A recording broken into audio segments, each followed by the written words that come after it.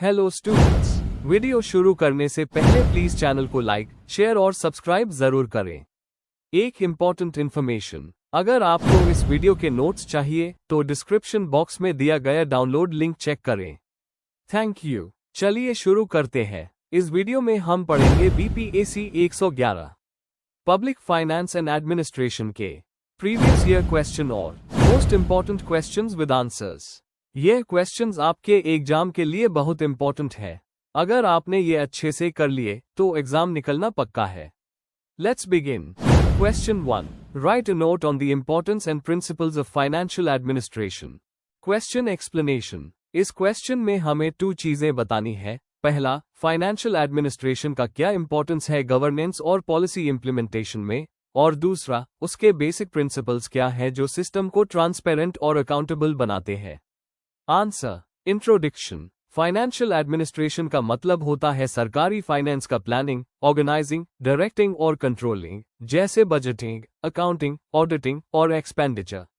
यह public resources को सही जगह यूज करने, इकोनॉमिक स्टेबिलिटी बनाए रखने और पब्लिक सर्विसेज डिलीवर करने में मदद करता है। इसके कुछ बेसिक प्रिंसिपल्स होते हैं जो इंश्योर करते हैं कि पब्लिक पैसा रिस्पॉन्सिबली और लीगली यूज हो। Main body. 1. Importance of financial administration. Resources का एफिशिएंट एलोकेशन। फाइनेंशियल एडमिनिस्ट्रेशन ये देखता है कि लिमिटेड पैसा इंपॉर्टेंट एरियाज जैसे हेल्थ, एजुकेशन और इंफ्रास्ट्रक्चर में जाए। इकोनॉमिक प्लानिंग और कंट्रोल। बजट और पॉलिसीज के जरिए इकोनॉमिक प्लानिंग का बेस बनता है और फिस्कल डिसिप्लिन मेंटेन होता है। अकाउंटेबिलिटी और ट्रांसपेरेंसी इंश्योर करता है। ऑडिट और फाइनेंशियल रिपोर्ट्स जैसे टूल्स से ये कंफर्म होता है कि पैसा सही तरह से खर्च हो रहा है, करप्शन कम होता है। पब्लिक का गवर्नमेंट पर ट्रस्ट बढ़ता है। जब फाइनेंशियल सिस्टम क्लियर और एफिशिएंट होता है तो लोगों का भरोसा बढ़ता है सरकार पर। पॉलिसी इंप्लीमेंटेशन में सपोर्ट। पॉलिसीज तभी काम करती है जब उनके लिए प्रॉपर फंड और मैनेजमेंट हो। 2.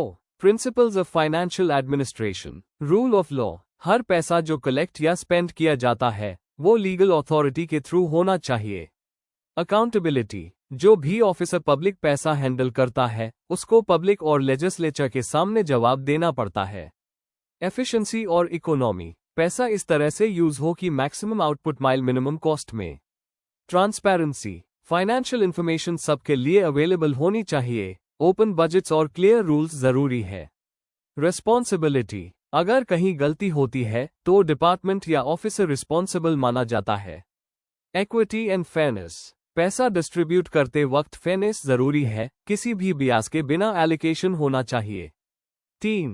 इंडियन कॉन्टेक्स्ट में इम्प्लीमेंटेशन। इंडिया में मिनिस्ट्री ऑफ फाइनेंस, CAG और पब्लिक अकाउंट्स कमेटी जैसे इंस्टीट्यूशंस फाइनेंशियल एडमिनिस्ट्रेशन हैंडल करते हैं। बजट बनाने से लेके ऑडिट तक सब कॉन्स्टिट्यूशनल और लीगल रूल्स के थ्रू होता है। DBT जैसे स्कीम्स ट्रांसपेरेंसी और एफिशिएंसी के एग्जाम्पल है। GST का इम्प्लीमेंटेशन एक मेजर रिफॉर्म था फाइनेंशियल सिस्टम में। 4. चैलेंजेस और suggestions. Challenges. Corruption, budget delays, financial knowledge की कमी और ब्यूरोक्रेटिक प्रॉब्लम्स मेजर चैलेंजेस है। Suggestions. Governance, staff training, decentralisation और सिटीजन ऑडिट्स जैसे स्टेप्स से सिस्टम बेटर हो सकता है। कंक्लूजन। फाइनेंशियल एडमिनिस्ट्रेशन गवर्नेंस का बैकबोन है। इसके प्रिंसिपल सिस्टम को अकाउंटेबल, ट्रांसपेरेंट और एफिशिएंट बनाते हैं। जैसे जैसे गवर्नमेंट स्पेंडिंग बढ़ रही है, स्ट्रॉन्ग फाइनेंशियल एडमिनिस्ट्रेशन की नीड और भी जरूरी हो गई है। रिफॉर्म्स और टेक्नोलॉजी से इस सिस्टम को और बेहतर बनाया जा सकता है। अगर आपको इस वीडियो के नोट्स चाहिए तो डिस्क्रिप्शन बॉक्स में दिए गए डाउनलोड लिंक को जरूर चेक करें। Thank you. चलिए देखते हैं अगला question. Question 2. Discuss the principles of fiscal federalism. Question explanation. इस क्वेश्चन में हमें फिस्कल फेडरलिज्म के बेसिक प्रिंसिपल्स को एक्सप्लेन करना है, जैसे कि सेंट्रल और स्टेट गवर्नमेंट्स के बीच फाइनेंशियल पावर कैसे डिवाइड होती है, किस बेस पर रिसोर्स शेयरिंग होती है और इसका क्या इम्पैक्ट होता है। आंसर। इंट्रोडक्शन। फिस्कल फेडरलिज्म एक ऐसा कॉन्सेप्ट है जिसमें फेडरल सिस्टम के अलग अलग लेवल्स, जैसे सेंटर और स्टेट, के बीच फाइनेंशियल रिलेशंस डिफाइन किए जाते हैं। इसमें टैक्सेस, एक्सपेंडिचर रिस्पॉन्सिबिलिटीज और ग्रांट्स का डिस्ट्रीब्यूशन आता है। इस थियरी को रिचर्ड मसग्रेव और वालेस ओट्स जैसे अर्थशास्त्रियों ने डेवलप किया था। इसका मेन एम है रिसोर्सेस का सही एलोकेशन और फाइनेंशियल कोऑर्डिनेशन मेंटेन करना। Main body. 1. फिस्कल फेडरलिज्म का मतलब और ऑब्जेक्टिव्स। फिस्कल फेडरलिज्म इंश्योर करता है कि सेंट्रल और स्टेट गवर्नमेंट्स को उनके काम के लिए प्रॉपर फाइनेंशियल रिसोर्सेज मिले। इसके ऑब्जेक्टिव्स है इकोनॉमिक एफिशिएंसी, इक्विटी, स्टेबिलिटी और अकाउंटेबिलिटी। एग्जाम्पल, इंडिया में फाइनेंस कमीशन इस कॉन्सेप्ट को इम्प्लीमेंट करने के लिए बनाई गई है। 2. फिस्कल फेडरलिज्म के की प्रिंसिपल्स। ए. ऑटोनॉमी का प्रिंसिपल। हर लेवल ऑफ गवर्नमेंट के पास अपना रेवेन्यू सोर्स होना चाहिए। इससे उनकी इंडिपेंडेंस बनी रहती है और गवर्नेंस एफिशिएंट होती है। बी. एडिक्वेसी और इलास्टिसिटी का प्रिंसिपल। रेवेन्यू इतना होना चाहिए कि दोनों लेवल्स की नीड्स पूरी हो सके और फ्यूचर में बढ़ने वाली रिक्वायरमेंट्स को भी हैंडल कर सके। सी. एडमिनिस्ट्रेटिव एफिशिएंसी का प्रिंसिपल। जो government level tax efficiently collect कर सकता है वही उससे कलेक्ट करे। जैसे इनकम टैक्स सेंटर कलेक्ट करता है, property tax local bodies collect करती है। डी. इक्विटी का प्रिंसिपल। रिसोर्स डिस्ट्रीब्यूशन ऐसा होना चाहिए जो रीजनल इम्बैलेंसेस को कम करे। इक्वलाइजेशन ग्रांट्स और स्पेशल असिस्टेंस इसी का पार्ट है। ए. अकाउंटेबिलिटी का प्रिंसिपल। हर लेवल ऑफ गवर्नमेंट अपने फाइनेंशियल डिसीजंस के लिए रिस्पॉन्सिबल होना चाहिए। इससे ट्रांसपेरेंसी और बेटर गवर्नेंस होती है। 3. फिस्कल फेडरलिज्म के टूल्स या इंस्ट्रूमेंट्स। टैक्स पावर्स कॉन्स्टिट्यूशन के थ्रू क्लियरली डिवाइड किए गए हैं। Grants in aid. Centre states को अलग अलग ग्रांट्स देता है। Finance commission. जैसे इंडिया में हर 5 साल में फाइनेंस कमीशन रेवेन्यू शेयरिंग के रूल्स सजेस्ट करता है। प्लानिंग और बजटिंग। दोनों लेवल्स मिलकर प्लानिंग करते हैं ताकि नीड्स बैलेंस हो सके। 4. फिस्कल फेडरलिज्म से जुड़ी चुनौतियां। Vertical imbalance. जब सेंटर के पास ज्यादा पैसा होता है लेकिन काम ज्यादा स्टेट्स को करने होते हैं। Horizontal imbalance. अलग अलग स्टेट्स के इकोनॉमिक कंडीशंस डिफरेंट होती है। Political tensions. कभी कभी सेंटर और स्टेट्स के बीच कोऑर्डिनेशन में प्रॉब्लम्स होती है। फंड्स का मिसयूज। कभी कभी स्टेट्स जो ग्रांट्स मिलती हैं उनका सही इस्तेमाल नहीं करते। कंक्लूजन। फिस्कल फेडरलिज्म एक स्ट्रॉन्ग फेडरल सिस्टम के लिए बहुत जरूरी है। इससे डिसेंट्रलाइजेशन, अकाउंटेबिलिटी और बैलेंस्ड ग्रोथ प्रमोट होती है। लेकिन इसके लिए स्ट्रॉन्ग प्लानिंग और ट्रांसपेरेंसी जरूरी है। इंडिया में फाइनेंस कमीशन इस प्रोसेस को बैलेंस करने में इंपॉर्टेंट रोल प्ले करता है। अगर आपको इस वीडियो के नोट्स चाहिए तो डिस्क्रिप्शन बॉक्स में दिए गए डाउनलोड लिंक को जरूर चेक करें। Thank you. Let's see the next question. Question 3. Describe the classification of public expenditure. Question explanation. इस क्वेश्चन में हमें बताना है कि सरकारी खर्च को कैसे अलग अलग कैटेगरी में डिवाइड किया जाता है। हमें हर प्रमुख क्लासिफिकेशन जैसे फंक्शनल, इकोनॉमिक और एडमिनिस्ट्रेटिव एक्सप्लेन करना है और उनकी इंपॉर्टेंस भी बतानी है। आंसर। इंट्रोडक्शन। पब्लिक एक्सपेंडिचर का मतलब होता है सरकार के द्वारा किया गया खर्च जो इकोनॉमी और समाज की जरूरतें पूरी करता है। इसमें एडमिनिस्ट्रेशन, वेलफेयर स्कीम्स, डिफेंस और इंफ्रास्ट्रक्चर जैसे एरियाज के खर्चे आते हैं। जब हम इन खर्चों को कैटेगरीज में डिवाइड करते हैं तो उनका एनालिसिस, प्लानिंग और कंट्रोल आसान हो जाता है। Main body. 1. फंक्शन के बेस पर फंक्शनल क्लासिफिकेशन। इसमें खर्च को उसके पर्पस के हिसाब से क्लासिफाई किया जाता है। जैसे defence, education, health, social services, transport, etc। Example, public health programme पर खर्च हेल्थ कैटेगरी में आता है। इंपॉर्टेंस। पॉलिसी मेकर्स को सेक्टर वाइज प्लानिंग में हेल्प मिलती है। फंड्स को प्रायोरिटी एरियाज में एलोकेट करने में आसानी होती है। 2. नेचर के बेस पर इकोनॉमिक क्लासिफिकेशन। इसमें खर्च को 2 पार्ट्स में डिवाइड किया जाता है। रेवेन्यू और capital expenditure. A. Revenue expenditure daily functioning जैसे सैलरीज, सब्सिडीज, इंटरेस्ट पेमेंट्स में लगता है। B. Capital expenditure long term asset creation जैसे रोड्स, बिल्डिंग्स और मशीनरी में इन्वेस्ट होता है। इंपॉर्टेंस। गवर्नमेंट की फाइनेंशियल स्ट्रैटेजी को समझने में मदद मिलती है। बजट मेकिंग और फ्यूचर फोरकास्टिंग के लिए काफी यूजफुल होता है। 3. स्पेंडिंग अथॉरिटी के बेस पर एडमिनिस्ट्रेटिव क्लासिफिकेशन। इसमें खर्च को अस मिनिस्ट्री या डिपार्टमेंट के बेस पर क्लासिफाई किया जाता है जो उसका जिम्मेदार है। एग्जाम्पल, एजुकेशन मिनिस्ट्री का स्कॉलरशिप पर खर्च इस कैटेगरी में आता है। Importance. Department wise accountability maintain होती है। ऑडिट और मिसयूज ऑफ फंड्स को ट्रैक करना इजी होता है।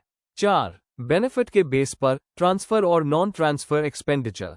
ट्रांसफर एक्सपेंडिचर डायरेक्ट किसी चीज के लिए पेमेंट नहीं होता, जैसे pension, subsidy. Non transfer expenditure government directly किसी गुड, सर्विस के लिए पेमेंट करती है, जैसे इंफ्रास्ट्रक्चर। इंपॉर्टेंस गवर्नमेंट के वेलफेयर और डेवलपमेंट रोल को समझने में मदद मिलती है। स्पेंडिंग एफिशिएंसी का भी आइडिया मिलता है। कंक्लूजन पब्लिक एक्सपेंडिचर का क्लासिफिकेशन सही बजट प्लानिंग और ट्रांसपेरेंसी के लिए जरूरी है। इससे सरकार का फोकस और प्रायोरिटीज समझने में मदद मिलती है। हर एक क्लासिफिकेशन का अपना रोल है जो पॉलिसी मेकिंग और गवर्नेंस को सपोर्ट करता है। एक अच्छा क्लासिफाइड बजट एक स्ट्रांग और एफिशिएंट सिस्टम का साइन है। If you need the notes of this video, there's a download link in the description box. Be sure to check it out. Thank you. Let's see the next question. Question 4. Write short notes on the following in about 200 words each. A. Instruments of monetary policy. B. Features of government budget. Question explanation. इस question में 2 short notes लिखने हैं। पहले part में हमें monetary policy के ऐसे tools बताने हैं जो पैसों की सप्लाई और इंटरेस्ट रेट को कंट्रोल करते हैं। दूसरे पार्ट में गवर्नमेंट बजट के मेन फीचर्स बताने हैं, जैसे इसका पर्पस, स्ट्रक्चर और function. Answer A. Instruments of monetary policy. Introduction monetary policy वो एक्शंस होती है जो सेंट्रल बैंक, जैसे आरबीआई, इकोनॉमी में पैसा कंट्रोल करने के लिए करता है। इसका मेन गोल इन्फ्लेशन को कंट्रोल करना और इकोनॉमिक स्टेबिलिटी बनाए रखना होता है। Main body 1. रेपो रेट और reverse repo rate. Repo rate वो रेट होती है जिस पर आरबीआई बैंक्स को लोन देता है। जब इससे बढ़ाया जाता है तो लोन लेना महंगा हो जाता है। रिवर्स रेपो रेट वो रेट है जिस पर आरबीआई बैंक से पैसा लेता है, इससे बैंक्स अपना पैसा आरबीआई के पास रखते हैं। 2. सीआरआर और एसएलआर। सीआरआर यानी कैश रिजर्व रेशियो वो परसेंटेज है जो बैंक्स को अपने डिपॉजिट का आरबीआई के पास रखना पड़ता है।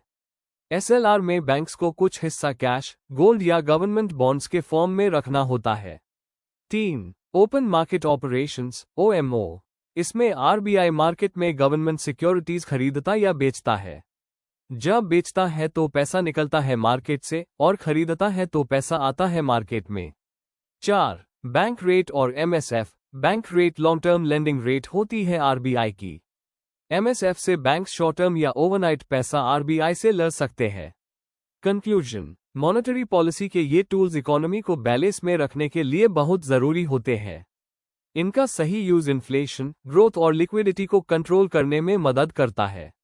B. Features of government budget. Introduction government budget एक फाइनेंशियल स्टेटमेंट होता है जिसमें गवर्नमेंट अपने एक साल के इनकम और खर्चे का एस्टीमेट देती है। यह पॉलिसी मेकिंग और रिसोर्स प्लानिंग का इंपॉर्टेंट टूल है। Main body 1. Annual financial statement. Budget हर साल पार्लियामेंट में प्रेजेंट होता है और एक फाइनेंशियल ईयर के लिए होता है। 2. रेवेन्यू और एक्सपेंडिचर का एस्टीमेट। इसमें गवर्नमेंट कितना पैसा कमाएगी और कहां खर्च करेगी, उसका पूरा प्लान होता है। 3. Legal document. पार्लियामेंट से पास होने के बाद ये एक लीगल अथॉरिटी बन जाता है जिसके जरिए गवर्नमेंट पैसा ले और खर्च करे। 4. कैपिटल और रेवेन्यू का डिवीजन। बजट 2 पार्ट्स में होता है। रेवेन्यू बजट डेली एक्सपेंसेस और capital budget long term investments. 5. Economic policy का टूल। बजट के थ्रू गवर्नमेंट ग्रोथ, वेलफेयर और इन्फ्लेशन कंट्रोल के लिए पॉलिसीज इंप्लीमेंट करती है। कंक्लूजन गवर्नमेंट बजट सिर्फ एक अकाउंटिंग डॉक्यूमेंट नहीं, बल्कि देश की इकोनॉमिक प्लानिंग का रोड मैप होता है। इससे ट्रांसपेरेंसी बढ़ती है और फाइनेंशियल अकाउंटेबिलिटी इंश्योर होती है।